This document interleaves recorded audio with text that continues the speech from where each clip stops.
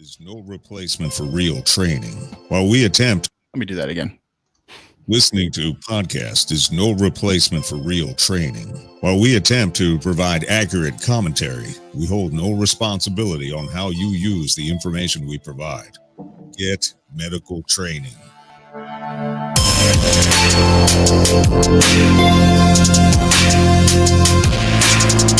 In the blink of an eye, everyday order can be replaced with once-in-a-lifetime chaos. Be prepared. This is the Civilian Medical Podcast.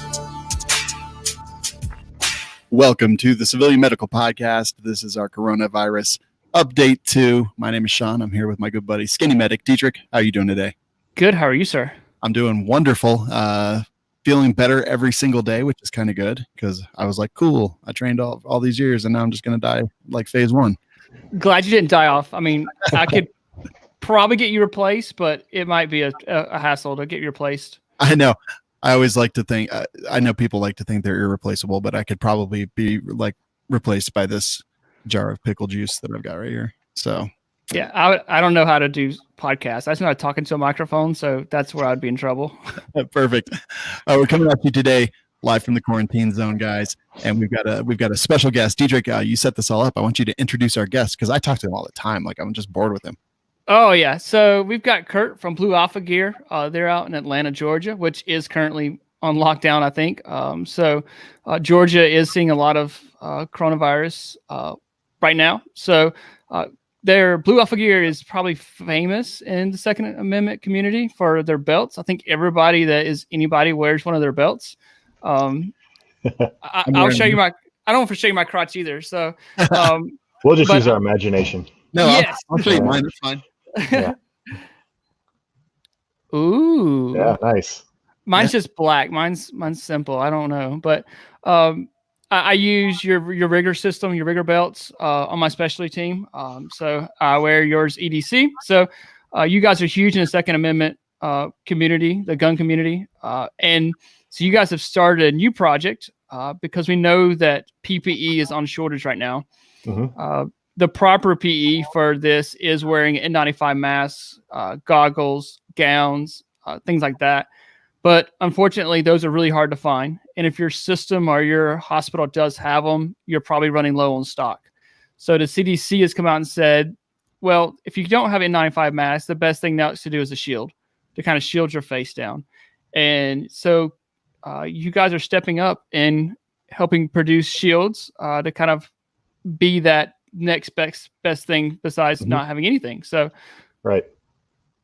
Yeah, so we just launched Operation Face Mask on Monday. It's a partnership with Coltac and with the Brown Buffalo, and we're basically combining forces to make emergency medical supplies for people who need them. The main thing being face masks, and these are just simple cotton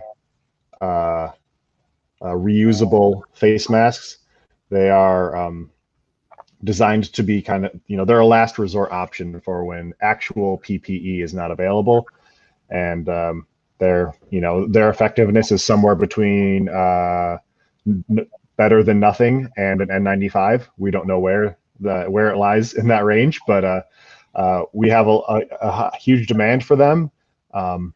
There is a lot of first responders and medical professionals that are requesting them and asking for them. So we thought we'd take advantage of all the sewing machines we have around here and the sewers and start making stuff to try and help out our community and other communities around the country. That's awesome because I know a lot of first responders are either running out of N95 masks. Like my service is out of small. Mm-hmm. And they're being required to wear them over and over again. So you get one, you start your shift and you wear your same mask over and over again. So It's a huge problem. We're seeing the news every single night. When Trump does his updates, he's talking about N95 masks, the shortage, things like that. So I think this is awesome. Like you said, it's better than nothing. But it's something that needs to be filled right now. Yeah. Yeah. And so we're gonna just keep going until people tell us that they don't need them anymore, and then we'll get back to normal life. I can't wait to get back to normal life, but in the meantime, we're going to try to fill this need as best we can. And so the way we're doing it is we started a GoFundMe, and you can get to the GoFundMe page through our website, bluealphagear.com, or you can search Operation Face Mask on GoFundMe and donate money. And then all of the money that we're getting through the GoFundMe is going directly towards materials and labor and shipping for making and shipping all of the masks. It is it's 100% of all the money being donated, and then probably a lot of our money on top of that will be going towards this project. So we're just trying to kind of go all in as best we can and mass produce them. What are you guys seeing in Atlanta right now, as far as sheltering in place or sickness? Yeah, so I don't know. So the state of Georgia isn't one of the, I guess, lockdown states.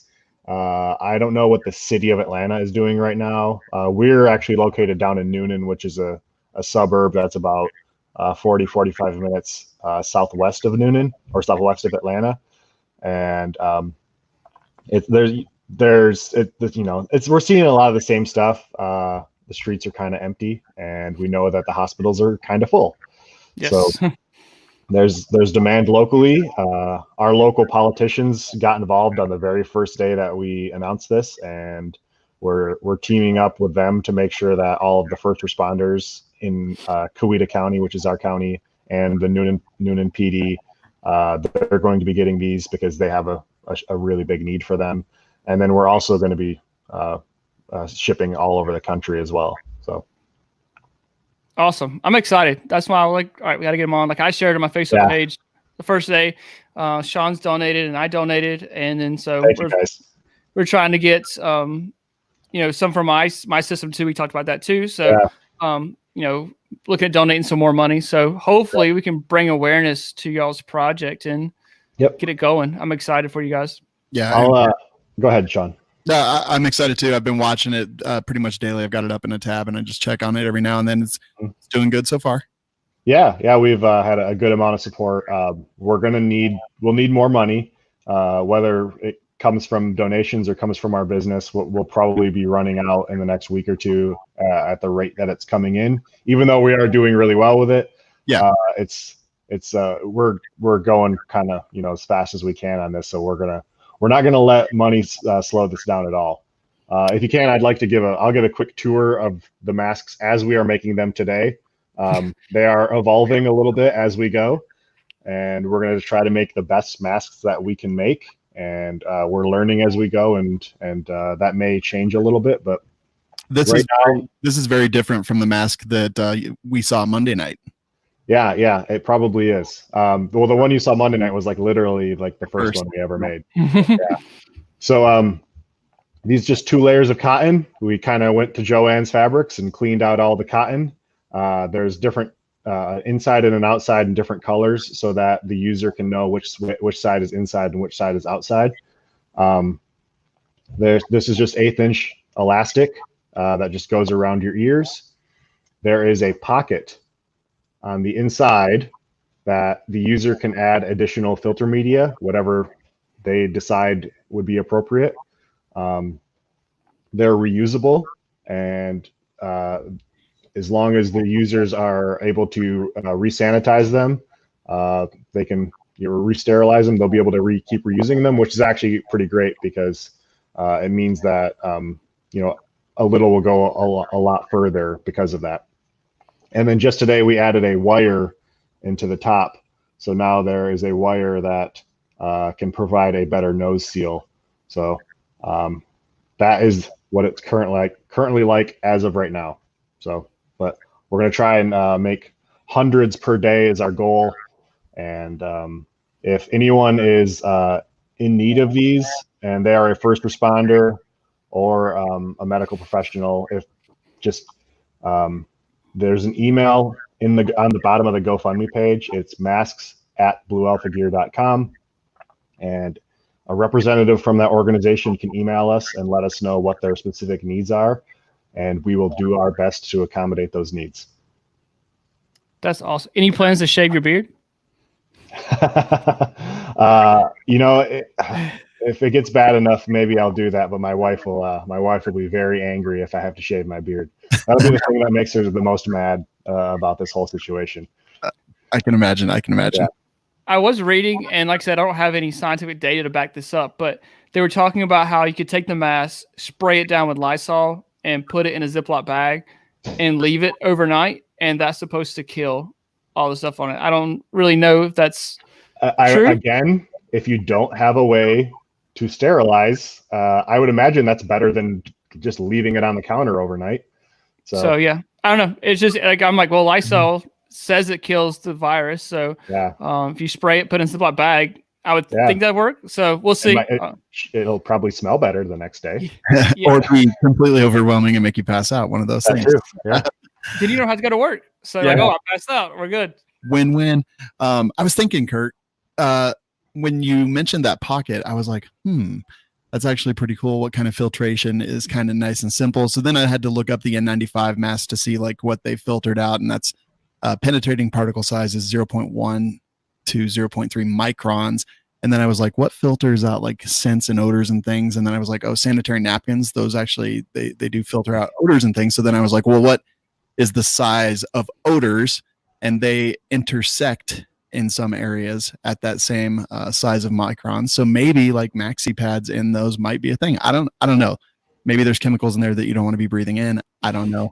But I was thinking just like, what, I'm not going to put a bunch of charcoal dust in there. But so finally, the dudes have been storing tampons for gunshot wounds. They're like, I can stick some tampons in this mask and be squared away. Oh, they could just stick them right up their nose. Oh, yes.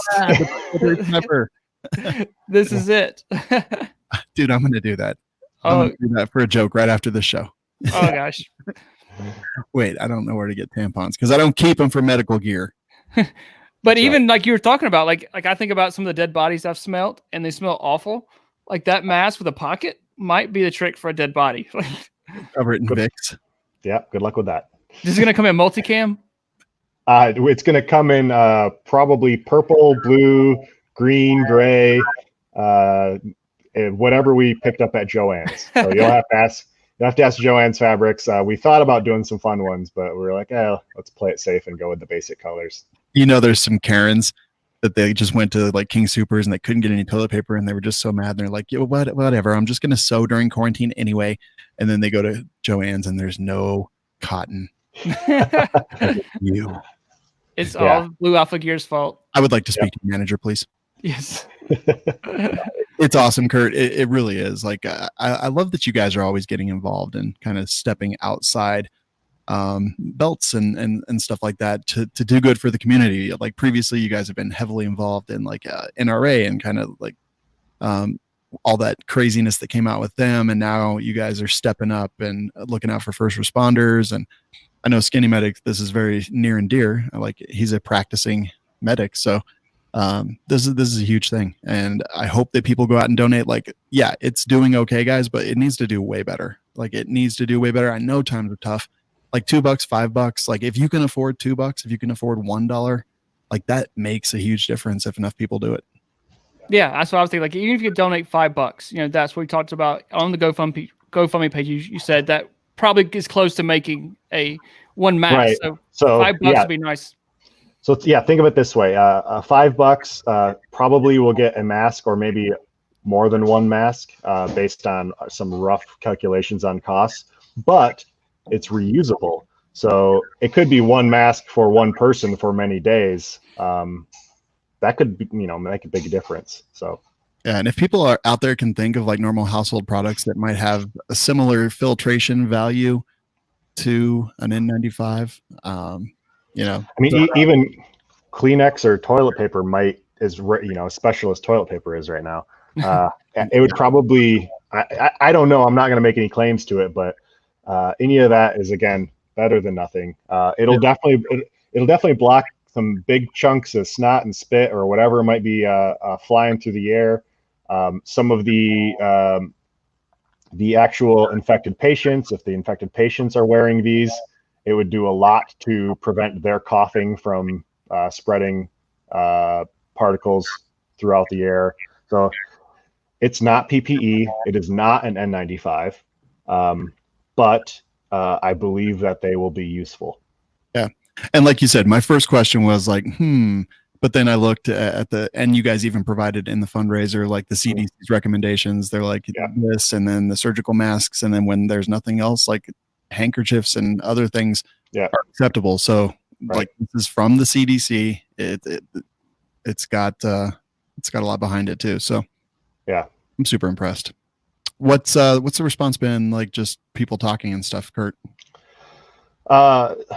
Yeah, 95% positive and 5% people who are, who love to tell you the fact that they're not the same as N95s, which we know. And they didn't bother to read the GoFundMe page, which has a link to the CDC information. Wait, this is a sham. I thought these were like N100 masks. Yeah, and they clearly are ignoring the high demand from medical professionals. And I a few of them that were really stubborn about it. I'm like, do you want to call all the people that are contacting us and tell them they're wrong? Like, because, you should do that because you saw something on the internet that said something, so you know better than them. But, those guys are annoying, but it's been overwhelmingly positive, and we've been really appreciating the support. And if people aren't able to donate any money, share it on Facebook, tell your friends, or find an organization in your community that is in need, and make them aware of this project. Yeah, completely agree. And you said there's an email address on the fundraiser that people can get involved, or people can request for their departments and their communities and whatnot. Yep. It's masks@bluealphagear.com, and that email address is inside the GoFundMe page. Very cool. How's Coltac, different part of the country? Like they're obviously operating and definitely doing this with you. What's their response been? Like, how are they doing with it? Good.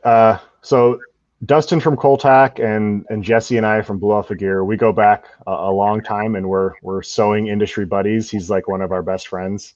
And it's funny that we both started a project on our own separately from each other, like on the exact same day. And then eventually started talking to each other, and then, decided to kind of pool our effort and try to find ways to make these as efficient as possible. So we're just communicating with each other on design. There's some materials getting shipped back and forth between us. And yeah, they're seeing the same. They're seeing a big need as well. They're doing some gowns and other things like that on top, outside of masks. But yeah, we're all just doing our best to figure this out. And then we've got our friends at the Brown Buffalo, they are like a high-end bag making company out in Southern California. And they're working on setting up some more mass production style manufacturing. So we're excited about that because the cost per unit could potentially go down if we can get that up and running. Very cool. Didn't Jesse go there for like a backpack making class or something? Yeah, he did. And that's actually, we've been friends with him ever since. So he went to a backpack making class, and we've been like super good friends, and we talk all the time since then. So when's the Blue Alpha Gear backpack coming out? Yeah, I don't know. Anytime I think that we're going to have free time anytime soon, something crazy happens. And we're currently in the middle of that crazy. We could build a medical backpack. Like, I've got so many ideas you could build. Well, yes, that may be something we've discussed. So for anyone out there who's looking for filtration to like put into that pocket of their masks, I would like to suggest that my underwear available $500 per pair. Oh, no, it's fine. They were washed a couple months ago. I was gonna say they're big enough for a couple masks, probably. Oh, if we can reuse a mask, we can reuse my drawers. Yeah. You know what I'm saying? There's diseases on those that'll fight any other disease. No, definitely. You're welcome. I just saved the universe. Yeah. All right, Kurt, that's awesome, man. Operation Face Mask, you can search for it on GoFundMe or just go to bluealphagear.com. Click the link. I imagine Coltac and Brown Buffalo have links that also go there as well. Very cool. And then I think we just wanted to give, was there anything else on the mask, guys? We just wanted to do a brief overview of Trump's press conference yesterday. So it looks like at this time, this is from yesterday, U.S. had run 370,000 tests, with 220,000 of them being in the past 8 days. That's the same amount of tests in 8 days as South Korea did in 8 weeks. Still running a backlog of tests, but are nearing a 24-hour cycle between testing and reporting. So this is why we've seen a huge surge the last few days, the last weekish. Self-test should be available this week. It's not an at-home test. It just means you can go to the facility, walk in, do your own test. It's going to lessen the need for PPE, hopefully, because the healthcare workers will not interact with the person coming in to do the test at all in any way. I saw that. That's pretty cool. Yeah. Coronavirus. You started coughing. We're 20 minutes into this one. You're coughing. Hey, I know, man. I'm trying to keep up with you. Let's see. Clinical trials of certain medications continuing to show promise and being used through compassionate use, which is you're not allowed to prescribe a medicine that's not for a specific thing, but compassionate use is this clause that allows you to do that, I believe, if I'm not misstating that. Mm-hmm. They're looking to reopen some parts of the country by Easter. Sorry. I think I gotta wash my computer now. Oh, you're You're gonna have to bleach. They're gonna make the decisions based on data and information. Things are gonna be a little bit. They're gonna play it by ear. They're gonna try to be very mobile and quick to make decisions based on the data that we have, and not be like this big huge battleship that has to turn and takes like 3 hours to turn every time. So, and then China's all clear, right? Is that what I saw? I believe so. But then again, can you trust what they say there? That's true. Yeah, they kind of got us into this mess. They're gonna have to pay at some point. FEMA, by order of the feds, are providing states with 8 million N95, 14 million surgical masks, 2.4 million, and it's not even going to near be enough. They're going to the areas of greatest need first. They're not using the Defense Production Act because there's enough companies that are volunteering to do it. And he says he's got people coming every single day volunteering to do stuff. So no need to have the government enforce it and force people to do things when there's so many volunteers already. New York, very serious. 1 in 1,000 people are infected right now. The majority of cases and death in the U.S. continue to come out of New York's metropolitan area. The Army Corps of Engineers and National Guard are building 4 hospitals and 4 separate medical facilities in the state. Anyone who's recently been in New York City should self-isolate for 14 days from the date they left. That's kind of crazy. So China did it like overnight, right? They put up like new hospitals. So, all right, Army Corps of Engineers, let's see what you got. And then stimulus package, a $6 trillion package, including $2 trillion in direct funds to the citizens and $4 trillion in Federal Reserve lending and sick pay. I think that's just about it. The Dow surged yesterday on the word that the relief package would pass. I don't know what it did after that, but I think that's about the update. I haven't seen anything new to go after our show on Monday. I did see some research. The WHO has backed off of the ibuprofen thing.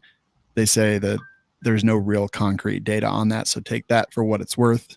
I just wanted to provide that counter argument to something that I had speculated on Monday. I think that's just about it as far as the updates go. I haven't really seen much else. It's a crazy time to be alive. Colorado Springs, man, I'm literally looking in the parking lot and 2 people are walking right next to each other right now. Like, I don't think they're taking it seriously here. I would suspect that Colorado Springs is going to be a hotbed pretty soon because the grocery stores are still all packed. I still see tons of traffic on the roads.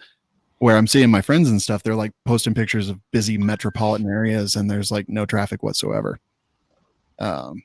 Also, there is, I saw an article that said doctors were baffled by the surprising lack of COVID-19 in rural areas. Or they've been practicing for this forever. Like, right? Yeah. This is where you are. This is I'm in rural America. So I did laugh. Like, I just came from my local gun shop and it was standing room only. And I was like, oh, so much for only 3 people.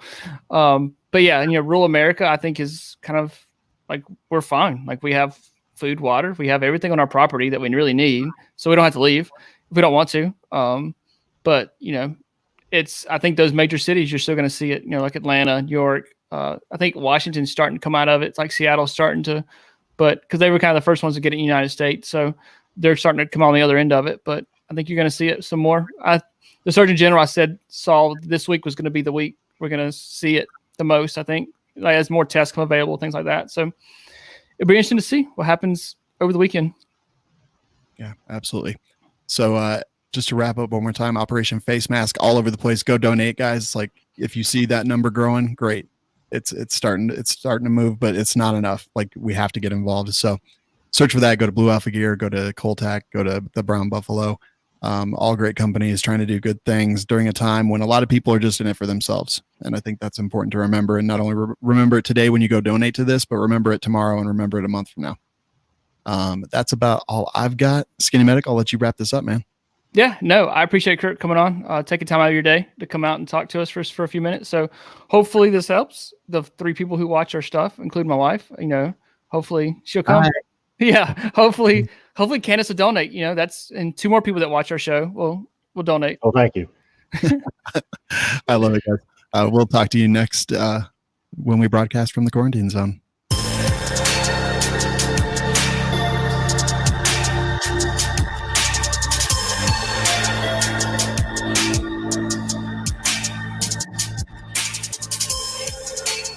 Find us and subscribe at civmedical.com.